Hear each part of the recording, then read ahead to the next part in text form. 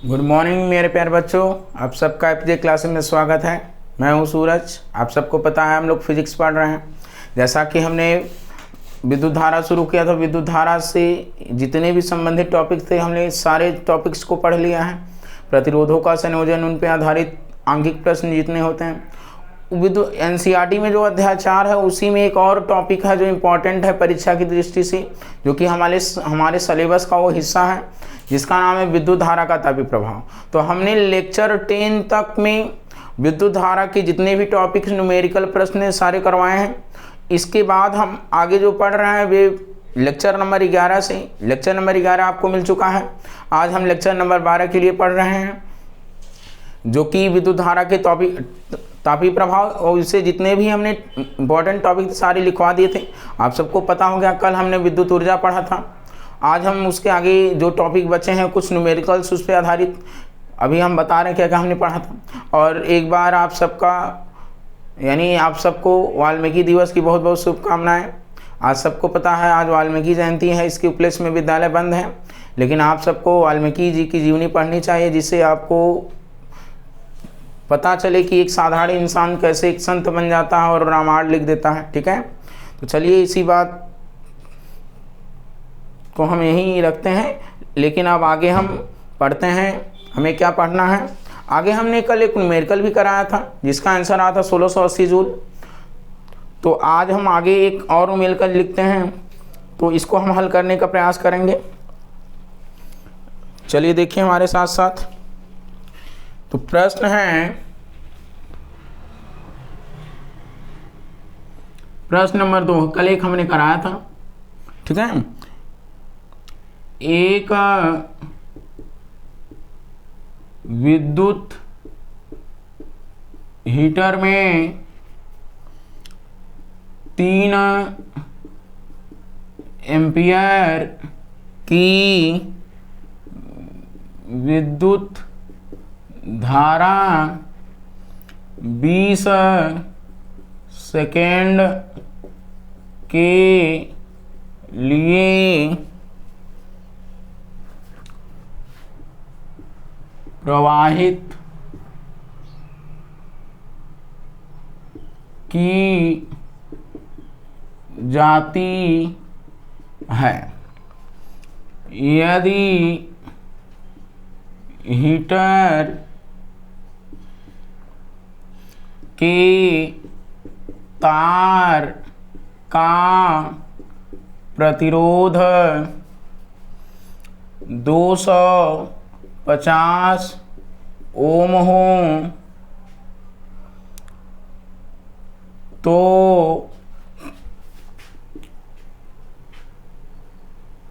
Heater में उत्पन्न ऊर्जा व्यय होगी। ये प्रश्न है। ठीक है, अब देखते हैं। ये प्रश्न दिया हुआ है, एक विद्युत हीटर में कितने एम्पियर की धारा, पहले हम लोग लिख लेते हैं हमने क्या क्या पता है। तो हमें आई पता है, आई की पता है कितना एम्पियर है, कितने एम्पियर की धारा, 3 एम्पियर। ठीक है, अब आगे हमें पता है कितने समय के लिए, 20 सेकेंड के लिए, कितने 20 सेकेंड के लिए, और आर पता है कितना ओम है, 250 ओम। ठीक है, तो अब हमने कल आपको 3 W बराबर बताया था, VIT, W बराबर I²RT, एक बताया था V²T बटे में R। ये हमने इतने बताए थे, आपको पता भी होगा। लेकिन अब हम देखते हैं कि हमें यहाँ भी पता है, भी तो नहीं पता है, तो अभी हमें नहीं लगाना है, इसको नहीं लगाना है, इसको भी नहीं लगाना है, हमें इस पे लगाना है। तो W बराबर I²RT, W का मान हमें निकालना है व्यय ऊर्जा, यानी किया गया कार्य उतना ही होगा जितनी ही ऊर्जा क्या होगी, व्यय होगी। तो हम देखते हैं I का मान यहाँ कितना है, I² यानी 3 का स्क्वायर, R का मान कितना है 250 यानी प्रतिरोध जो 250 ओम का है। आगे दिया है समय कितना है 20 सेकेंड। तो अब हम निकालते हैं, ये हो जाएगा 3 का स्क्वायर कितना होता है 9 गुणित 250 गुणित 20। अब ये हो जाएगा 25 दूना 50 यानी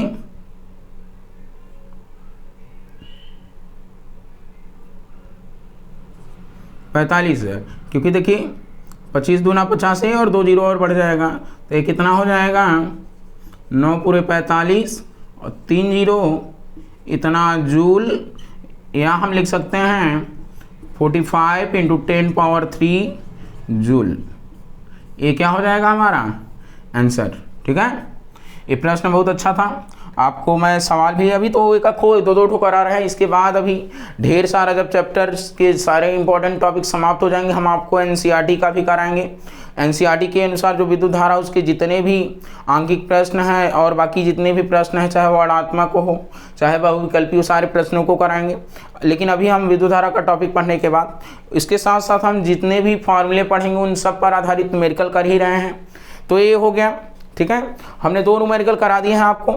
अब आगे हम अगला टॉपिक पढ़ने जा रहे हैं, इलेक्ट्रॉन वोल्ट क्या होता है।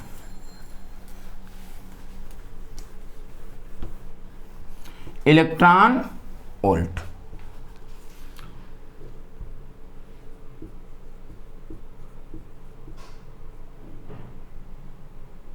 इलेक्ट्रॉन वोल्ट क्या होता है हम लोग पढ़ेंगे। इलेक्ट्रॉन वोल्ट, देखिए क्या होता है इलेक्ट्रॉन वोल्ट। यदि 2 बिंदुओं के बीच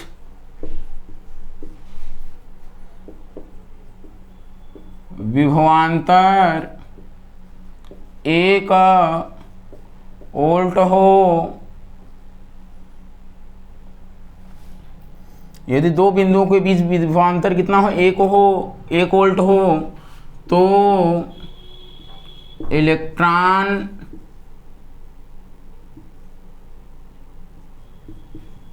को एक बिंदु से दूसरे बिंदु तक ले जाने में किया गया कार्य क्या होगा। तो देखिए क्या कह रहा है, यदि 2 बिंदुओं के बीच विभवांतर कितना हो 1 वोल्ट हो, तो इलेक्ट्रॉन को एक बिंदु से दूसरे बिंदु तक ले जाने में किया गया कार्य W बराबर EV। ठीक है, W बराबर क्या होता है EV, जहाँ W क्या है किया गया कार्य, E क्या है, E बराबर है इलेक्ट्रॉन पर आवेश। तो इलेक्ट्रॉन पर आवेश का मान 1.6 इंटू 10⁻⁹ कूलाम हो जाएगा। ठीक है, और V क्या है वोल्ट। यदि मान लीजिए V का मान 1 दिया हो, तो अगर हम रखेंगे तो ये 1, तो यानी W बराबर क्या हो जाएगा E। ठीक है, और याद रखना है इलेक्ट्रॉन वोल्ट कार्य व ऊर्जा का सबसे छोटा मात्रक है। ठीक है, ये बात आपको पता होनी चाहिए। इलेक्ट्रॉन वोल्ट क्या होता है पूछा जाएगा। यदि 2 बिंदुओं के बीच विभवांतर 1 वोल्ट हो, तो इलेक्ट्रॉन को एक बिंदु से दूसरे बिंदु तक ले जाने में किया गया कार्य, ठीक है, ये क्या कहलाता है इलेक्ट्रॉन वोल्ट। और तो कैसे निकालेंगे हम किया गया कार्य, W बराबर ई भी, ई का मान यानी इलेक्ट्रॉन पर आवेश, V का मान पता रहेगा तो W का मान क्या हो जाएगा, आ जाएगा। और जो महत्वपूर्ण बातें हैं, इलेक्ट्रॉन वोल्ट कार्य व ऊर्जा का सबसे क्या है, छोटा मात्रक, और किया गया कार्य का मात्रक बताया हमने जूल होगा। ठीक है, अब हम आगे बढ़ते हैं, जैसा कि हमारे टॉपिक का नाम है विद्युत धारा का तापी प्रभाव। ठीक है,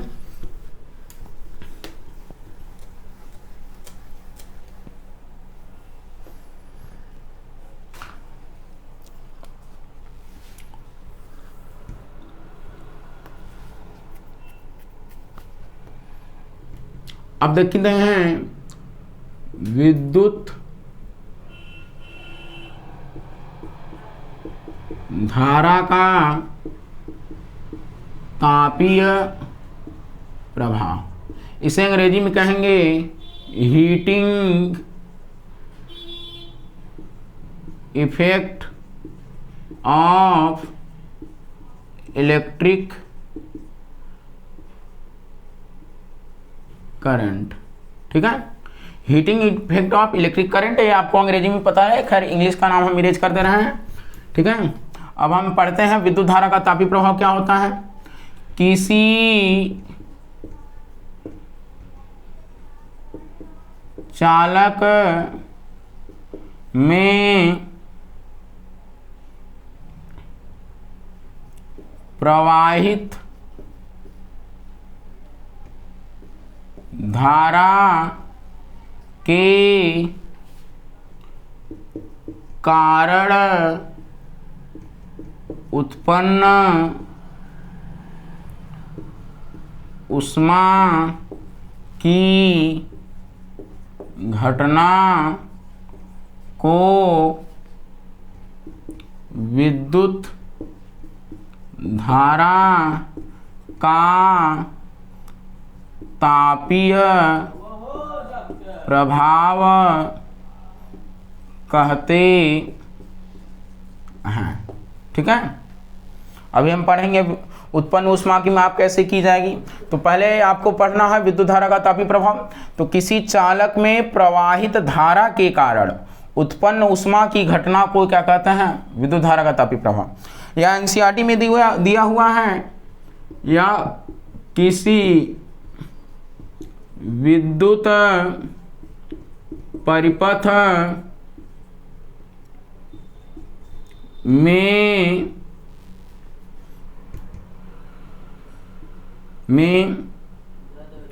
विशुद्ध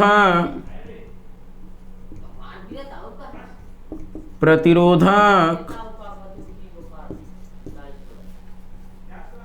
विद्युत परिपथ में विशुद्ध प्रतिरोधक हो तो ऊर्जा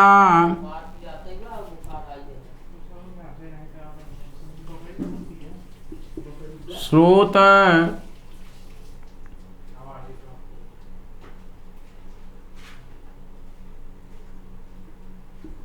ऊष्मा में क्षयित हो जाती है तो इसे विद्युत धारा का तापीय प्रभाव कहते हैं। ठीक है, ये एनसीईआरटी कह रहा है किसी विद्युत परिपथ में यदि विशुद्ध प्रतिरोधक हो तो ऊर्जा स्रोत ऊष्मा में क्षयित हो जाता है, इसे ही क्या कहते हैं, विद्युत धारा का तापीय प्रभाव कहा जाता है। एक बात हम लोग को जान लेना है, जो विद्युत धारा यानी ऊष्मा उत्पन्न होती है किसी चालक में धारा प्रवाह के, एक तो वांछित होता है और एक अवांछित। जैसे मान लीजिए हम मोबाइल चला रहे हैं या कंप्यूटर चला रहे हैं, तो अगर मोबाइल और कंप्यूटर चला रहा है, अगर इन्हें हम देर तक यूज करते हैं तो कुछ ऊर्जा ऊष्मा के रूप में और कुछ किसके रूप में, जो उपकरण लगे हुए मोबाइल उनको चलाने में यूज हो जाता है। बाकी कुछ उपकरण ऐसे हैं जिनमें वांछित रूप से ऊष्मा उत्पन्न होती है, जैसे हीटर हो गया, समझा रहा है, विद्युत केतली हो गई, तो ये सब जो बल्ब हो गया, इस सब में जो ऊर्जा ज़्यादातर होती है वो किसके रूप में, ऊष्मा। और जैसे हम मोबाइल में, कंप्यूटर में जो ऊर्जा है वो अवांछित ऊष्मा उत्पन्न होती है ज़्यादा देर तक यूज करने के कारण, ठीक है। तो याद रखना है जो ऊष्मा होती है वो दो वजह से, एक तो वांछित और एक अवांछित। तो यहाँ हम जो पढ़ रहे हैं वांछित के लिए, ठीक है। अभी आगे हमने बताया व्यवहारिक उदाहरण में सारा पढ़ाएंगे। विद्युत बल्ब में क्या होता है, जो विद्युत धारा प्रवाह होता है यानी विद्युत ऊर्जा होती है उसका ज़्यादातर भाग ऊष्मा के रूप में और कुछ भाग प्रकाश के रूप में, ठीक है। तो देख लीजिए आप लोग, विद्युत धारा का प्रभाव, किसी चालक में प्रवाहित धारा के कारण उत्पन्न ऊष्मा की घटना को क्या कहते हैं, विद्युत धारा का तापीय प्रभाव कहते हैं। या किसी विद्युत परिपथ में विशुद्ध प्रतिरोधक हो तो ऊर्जा स्रोत ऊष्मा में क्षयित हो जाती है, इसे ही विद्युत धारा का तापीय प्रभाव कहते हैं, ठीक है। आगे हम बढ़ते हैं। अब देखिए कैसे ये पूरी हम सिद्धांत बता दे रहे हैं, ठीक है। जब किसी भी चालक में विद्युत धारा का प्रवाह होगा तो इलेक्ट्रॉन क्या करेंगे, गति करते हैं, ठीक है। जब किसी भी चालक में विद्युत धारा प्रवाहित होती तो उसमें जो इलेक्ट्रॉन होते हैं वो गति करने लगते हैं, और उसमें जो चालक होता है उसमें उपस्थित जो परमाणु होते हैं वो इलेक्ट्रॉन जब गति करता है तो आपस में वो टकराते हैं, क्या करते हैं, टकराते हैं। तो इलेक्ट्रॉन जब गति करता है तो इलेक्ट्रॉन में गतिशील ऊर्जा होती है। तो जब इलेक्ट्रॉन में गतिशील ऊर्जा होती है तो इलेक्ट्रॉन अपनी गतिशील ऊर्जा का कुछ भाग परमाणुओं को क्या करता है, स्थानांतरित कर देता है। अब जो स्थानांतरित ऊर्जा के कारण परमाणुओं में गतिज ऊर्जा आ जाती है, जिसके कारण संपूर्ण चालक का ताप क्या हो जाता है, बढ़ जाता है, और इसी कारण विद्युत धारा के प्रवाह के कारण क्या होती है, विद्युत धारा का तापीय प्रभाव उत्पन्न होता है, ठीक है। एक बार हम पुनः समझा दें, आराम से आप लोग समझिए, ठीक है। या हम लिख करके बता दे रहे हैं क्या होता है विद्युत धारा का तापीय प्रभाव। अब देखिए कैसे होता है। जब किसी चालक में विद्युत धारा प्रवाहित होती है तो इलेक्ट्रॉन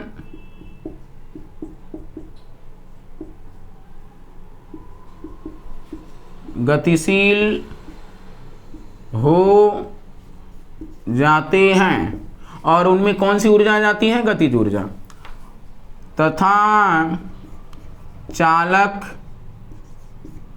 में उपस्थित परमाणु आपस में,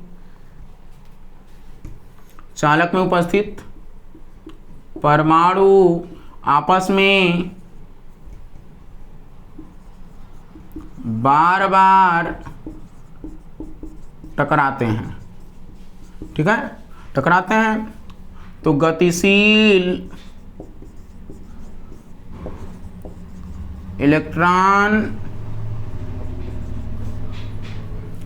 अपनी गतिज ऊर्जा का कुछ भाग परमाणुओं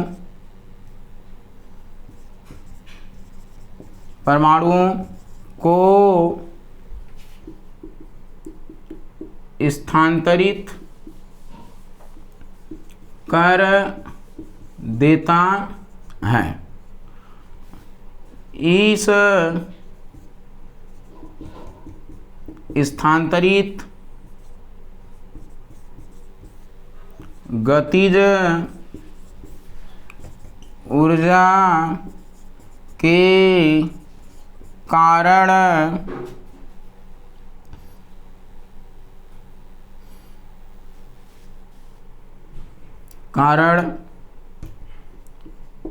संपूर्ण चालक का ताप बढ़ जाता है।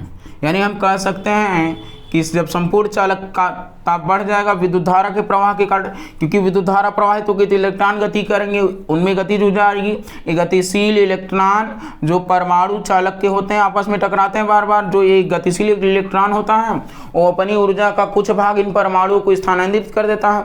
अब उनके पास भी गतिज ऊर्जा जाती है, परमाणु वो भी आपस में जब टकराते हैं तो टकराने, अब पता हम लोगों को जब कोई दो चीज आपस में टकराती है तो ऊष्मा उत्पन्न होती, ऊष्मा उत्पन्न होने के कारण जो संपूर्ण चालक का ताप क्या हो जाता है, बढ़ जाता है। तो इसीलिए हम लोग कहते हैं, अब देखिए जैसे कि मैंने बताया है कि ऊष्मा दो कारण उत्पन्न, एक वांछित और एक अवांछित। जैसे हम मोबाइल और कंप्यूटर चलाते हैं ओवर यूज करने के कारण उनमें तो विद्युत ऊर्जा का कुछ भाग ऊष्मा के रूप में, कुछ यानी करोड़ों को चलाने में यूज हो जाता है। तो ये आपको कारण भी समझ में आएगा किस कारण, तो किसी चालक में विद्युत धारा प्रवाहित होती है तो इलेक्ट्रॉन गतिशील हो जाते हैं तथा चालक में उपस्थित परमाणु आपस में बार बार टकराते हैं। गतिशील इलेक्ट्रॉन अपनी गतिज ऊर्जा का कुछ भाग परमाणुओं को स्थानांतरित कर देते हैं, सॉरी यहाँ स्थानांतरित रहेगा, कर देते हैं या कर देता है। इस स्थानांतरित गति ऊर्जा के कारण संपूर्ण चालक का ताप क्या हो जाता है, बढ़ जाता है। आगे हम पढ़ते हैं अगला टॉपिक।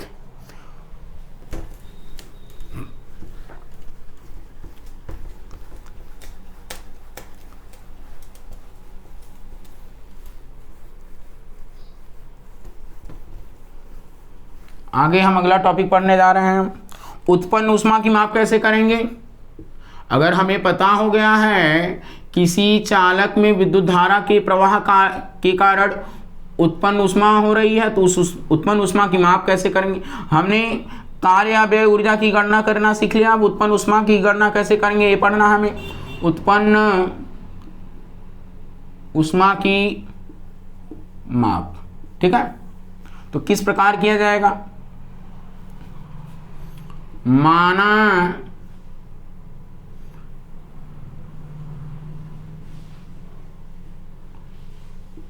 किसी चालक का प्रतिरोध R है तथा चालक के सिरों के बीच विभवांतर भी हो और चालक में I एम्पियर की धारा T समय तक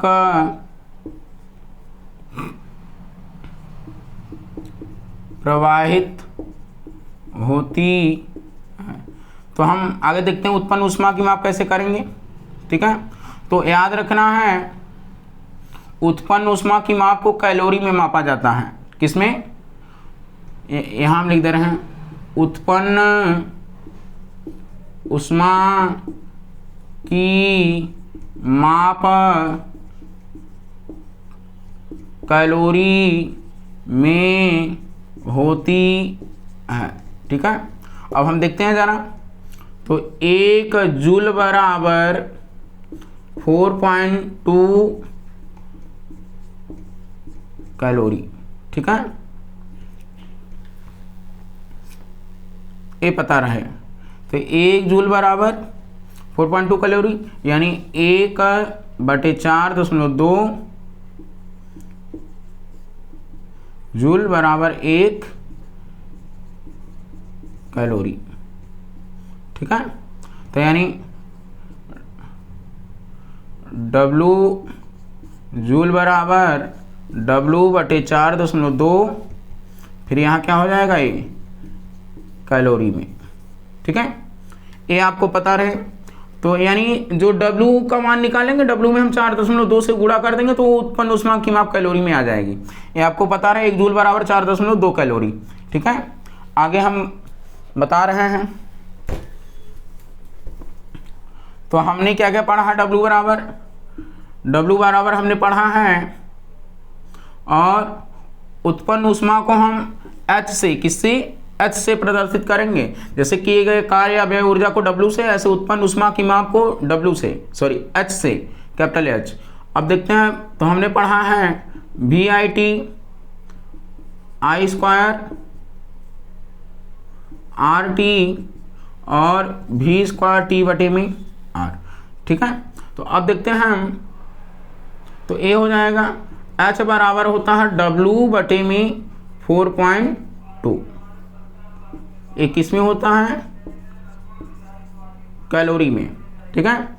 अब देखिए H बराबर W बटे 4.2 कैलोरी। तो अब हम W बराबर पहले क्या था, VIT, तो हम 4.2 कैलोरी लिख सकते हैं, ठीक है। आगे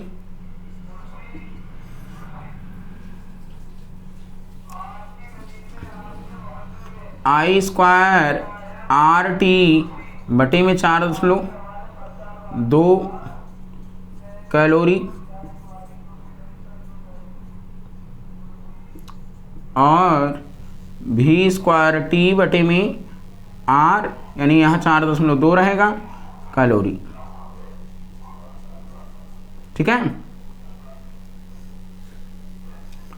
ये है। अब ये जो उत्पन्न ऊष्मा, अभी जूल का तापन नियम हम बता रहे हैं, क्या होता है जूल का तापन नियम, इतना आपको फार्मूला पता होना चाहिए। अभी इस पर हम आधारित न्यूमेरिकल भी करा रहे हैं। अगर उत्पन्न ऊष्मा की माप निकालना है कैलोरी में, कुछ नहीं करना है, W का मान निकालना है, और H बराबर W बाई 4.2, तो हमने पढ़ा VIT यानी 4.2 हो जाएगा। दूसरा H बराबर I स्क्वायर RT 4.2 और V स्क्वायर T बटे में 4.2 R, ठीक है। इतनी बात आपको समझ में आ रही होगी। अगर समझ आएगा तो ज़रूर आप लोग कमेंट करिएगा, ठीक है, थम्स अप दिखाइएगा अगर समझ में आएगा तो। आगे हम देखते हैं जूल का तापन नियम क्या होता है।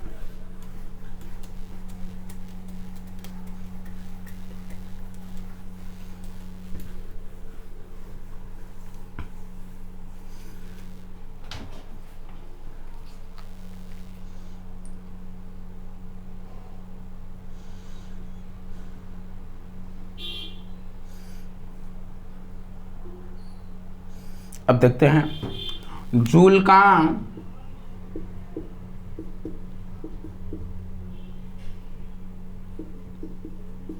तापन नियम, ठीक है। तो जूल के तापन नियम के लिए आप एक आसानी से इसे याद रख लें, I स्क्वायर RT,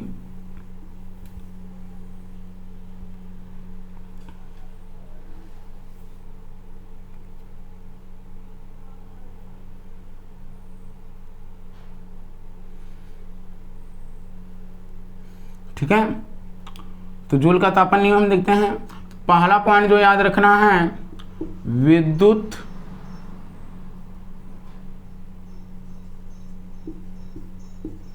धारा के, यानी जो उत्पन्न ऊष्मा की माप होगी या ऊर्जा होगी, विद्युत धारा की वर्ग यानी I स्क्वायर के अनुक्रमानुपाती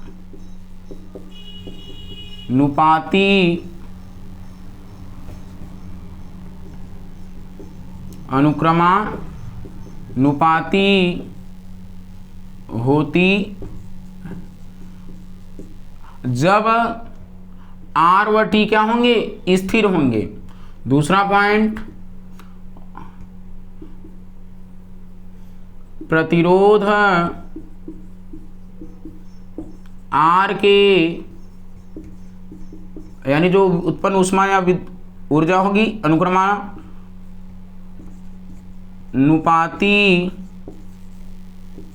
होती है।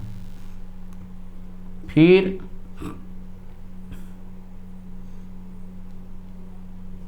समय T के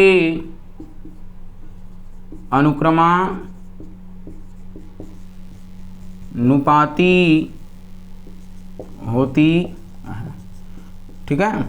अब देखिए प्रतिरोध आर के यानी जब आई और टी स्थिर होंगे, समय टी के यानी आई और आर स्थिर होंगे, तो ये बात है। उपरोक्त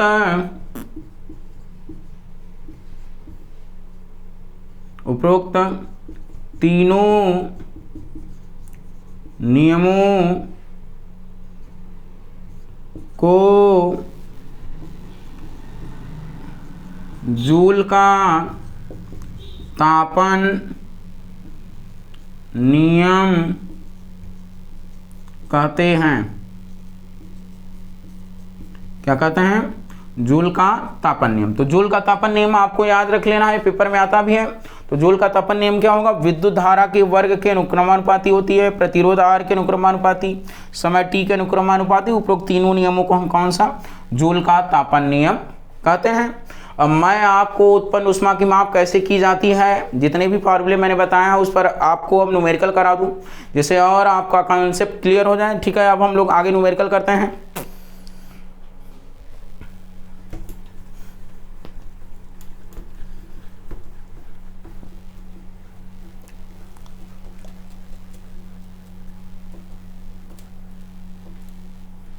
चलिए देखिए, प्रश्न है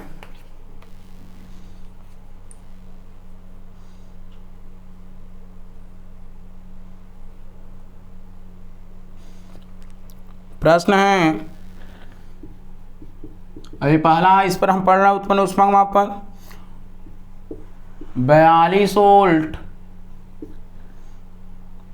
तथा 0.5 एम्पियर के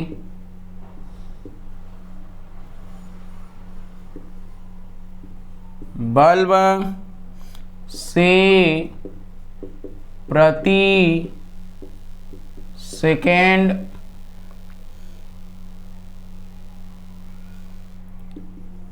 कितने कैलोरी ऊष्मा उत्पन्न होगी। ठीक है, देखते हैं। अगर देखिए हमें कैलोरी में पूछेगा तो हम ऐसे लिखेंगे H बराबर VIT। अगर केवल जूल में पूछता, अगर जूल में पूछेगा तो केवल VIT लिख देंगे। अगर कैलोरी में पूछेगा तो हम 4.2 से इसको क्या कर देंगे? भाग कर देंगे। ठीक है, आपको पता रहना चाहिए। अब देखते हैं जरा हम लोग कैसे निकालेंगे कि प्रति सेकेंड कितनी कैलोरी ऊष्मा उत्पन्न हो रही। पहले हम देख लेते क्या क्या दिया हुआ है। तो हमें पता है V का मान कितना वोल्ट है? 42 वोल्ट। धारा का मान I 0.5 एम्पियर। ठीक है, और T दिया है 1 सेकेंड यानी प्रति सेकेंड कह रहा है, और हमसे पूछ रहा है H का मान कैलोरी में। तो हम बताएं कैलोरी में निकालने के लिए VIT लगेगा इसमें, क्योंकि V और IT पता है। तो 4.2 से कर देंगे तो कैलोरी में आएगा। तो अब निकालते हैं जरा हम V का मान कितना है? 42 और 0.5 और 1 बटे में 4.2। एक अंक पे ऊपर 1 अंक पे नीचे, दोनों क्या हो जाएंगे? कट जाएंगे। ठीक है, अब देखिए 42 गुणित 5 बटे में 42, 42 से 42 कैंसिल। तो H बराबर कितना कैलोरी? प्रति सेकेंड 5 कैलोरी ऊष्मा क्या होगी? उत्पन्न होगी। प्रति सेकंड कितना? 5 कैलोरी। ये आपको पता चल गया होगा। ठीक है, आगे हम अगला प्रश्न देखते हैं। एक और है, आपको समझ में आया होगा। आगे हम अगले प्रश्न, आप सब नोट जरूर कर लें इसको। एक प्रश्न और हम देखते हैं, फिर आज यहीं पर हम लोग इस लेक्चर को समाप्त करते हैं। फिर अगले लेक्चर में हम लोग पढ़ेंगे विद्युत धारा के तापीय प्रभाव के व्यवहारिक उदाहरण।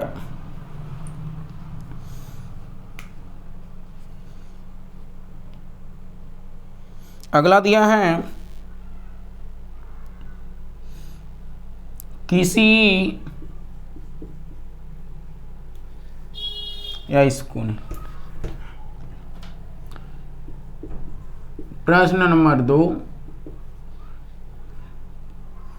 एक चालक का प्रतिरोध 10 ओम है।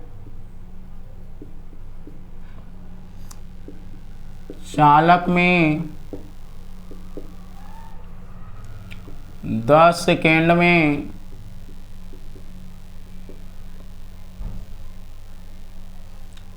15 एम्पियर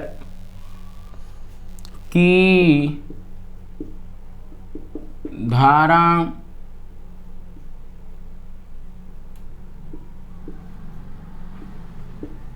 प्रवाहित होती है तो चालक में उत्पन्न ऊष्मा। अब देखिए, उत्पन्न ऊष्मा कैलोरी में बताएं हम जब निकाले हैं तो हमें H का मान निकालना रहेगा। तो हम 4.W लिख करके 4.2 पर, चाहे W बराबर कुछ भी लिखेंगे, 4.2 से भाग दे देंगे। ठीक है, तो हमारा एक कैलोरी में आ जाएगा। पहले हम देखते हैं क्या क्या हमें दिया हुआ है। पहले देख लेते हैं क्या क्या दिया हुआ है।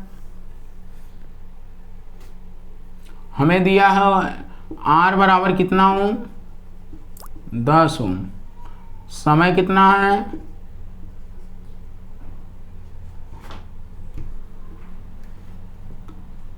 10 सेकेंड। और I कितना है, 15 एम्पियर। ठीक है, अब निकालते हैं हम लोग। तो H बराबर यहाँ लगेगा I स्क्वायर RT बटे में 4.2। ठीक है, तो अब I का मान कितना दिया हुआ है, 15। तो 15 का स्क्वायर, R का मान कितना दिया हुआ, 10, और बटे गुणित T का मान 10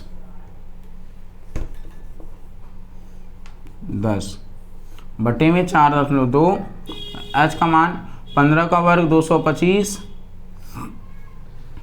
ठीक है, A 10 100 हो जाएगा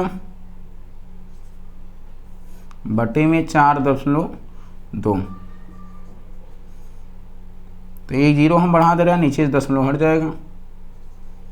25 यहाँ 3 जीरो कर दे रहे हैं बटे में 4.2 यानी 42 हो जाएगा। 1 दशमलव हमने हटा दिया तो एक ऊपर जीरो बढ़ा दिया, इतना क्या हो जाएगा, कैलोरी। अब आप लोगों का होमवर्क है, इसको डिवाइड करके आंसर बताइएगा। कल हम पूछेंगे वरना हम बताएंगे। कल एक न्यूमेरिकल और हम कराएंगे, फिर इसके बाद हम अगला टॉपिक पढ़ेंगे विद्युत धारा के तापीय प्रभाव के व्यवहारिक उदाहरण। ठीक है, तो मुझे पूरी आशा और उम्मीद है आप सबको ये ज़रूर पसंद आया होगा। अगर पसंद आया होगा तो ज़रूर कमेंट करें कि मुझे समझ में आ रहा है और आगे मैं अच्छा और आगे के चैप्टर्स को पढ़ाऊँ। ठीक है, अच्छा लगे तो लाइक भी करें, शेयर भी करें, और जो लोग सब्सक्राइब नहीं किए वो सब्सक्राइब भी करें। धन्यवाद।